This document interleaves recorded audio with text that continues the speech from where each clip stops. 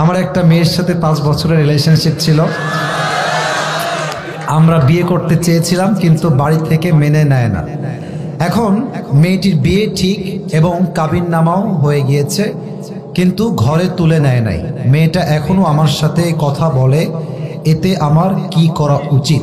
ছেলেটা প্রশ্ন করেছে। এইটা দেখেন, ডোন্ট লাভ, কেউ হাসবেন না।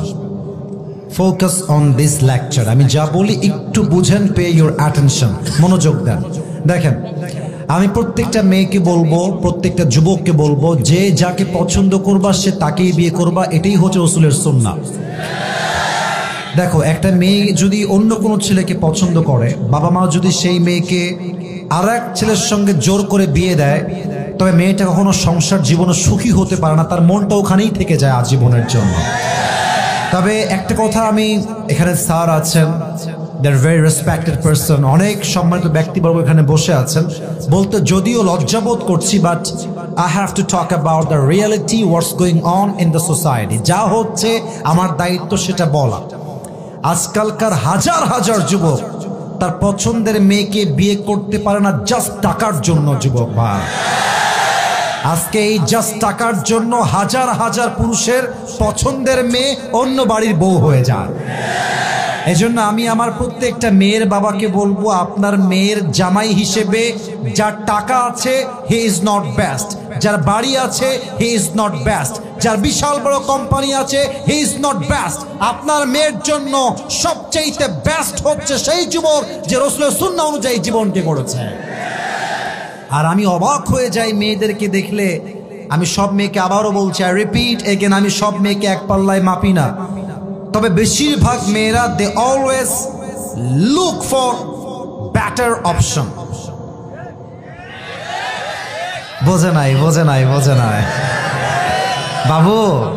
মেয়েদের ভালোবাসা বিশ্বাস করলে সেই লেভেলে একটা বাস খাবা, বিশ্বাস রাখো আমার কথা।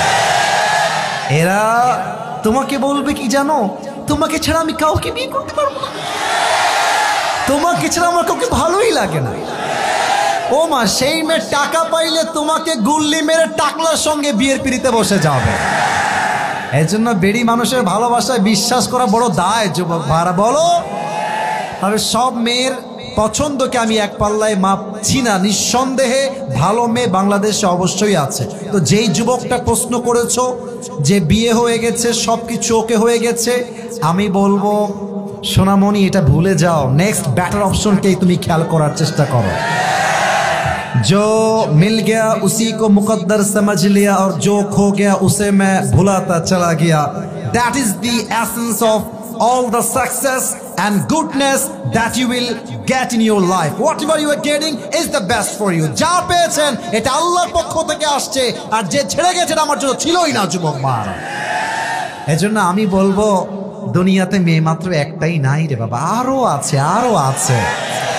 তোমাদের সমস্যা হচ্ছে এক মেয়ের দিকে চোখ গেলে ভাবো যে ইসসে জ্যাদা খুবসুরত और कोई भी नहीं हो सकते।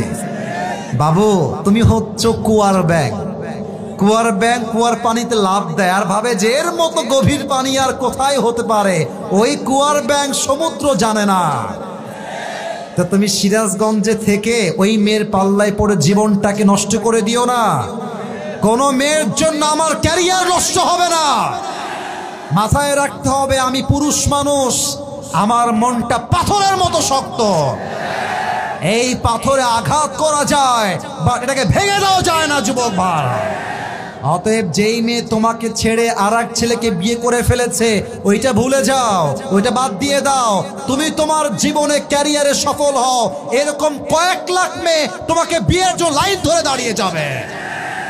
অতএব যেই মেয়ের বিয়ে হয়ে গেছে এর সঙ্গে কথা বলা যাবে না। এটা কথা বললে এটা ওর স্বামীর হক নষ্ট হবে। আর আমার স্যার এখানে অনেক মান্যগণ্য ব্যক্তিরা আছেন, আমি একটা কথা পুরুষ হয়ে বলছি, স্বামীরা সব সহ্য করতে পারে, বউয়ের সব অন্যায় মাফ করে দিবে। বাট বউ যদি পর পুরুষের সঙ্গে কথা বলে, খোদার কসম, পুরুষের ব্যক্তিত্ব এত শক্ত, পুরুষ নারীর সব অন্যায় মাফ করতে পারে, পর পুরুষের অন্যায় কখনো মাফ করতে পারে না।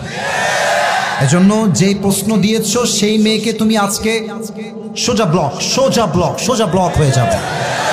বলবা তুমি যেই দিন কবুল বলেছো সেই দিন তুমি আমার কপাল থেকে দূর হয়ে গেছো। এখন থেকে তোমার রাস্তা ভিন্ন, আমার রাস্তা ভিন্ন। তোমার রাস্তায় তুমি যাবা, আমার রাস্তায় আমি যাব। আল্লাহ আমার কলিজার টুকরা যুবককে একটু ধৈর্যের তৌফিক দান করে পড়া আমিন। আবেগ একটু বেশি তো ওরা বলে যে তুম চলে গয়ে मैं कभी भी शादी नहीं करूंगा। আমার জীবনে একটাই মানুষ হারিয়ে গেছে বেটা, সে তো বিয়ে করে স্বামীর সঙ্গে এনজয় করছে, তুমি সিঙ্গেল থেকে কষ্ট পাবা কেন? সে এনজয় করবে, তাকে দেখে জেলাস হওয়ার দরকার নাই। সে একটা বিয়ে করেছে, তার জন্য একটা হালাল। তুমি মেয়েরা বেটা মানুষ, তোমার চারটা হালাল। ও একটা করবে, তুমি চারটা বিয়ে করে দেখাই দিবা। যুবক ভাই, আল্লাহ যুবকদেরকে শক্তি দান করো, পড়েন সবাই আমিন।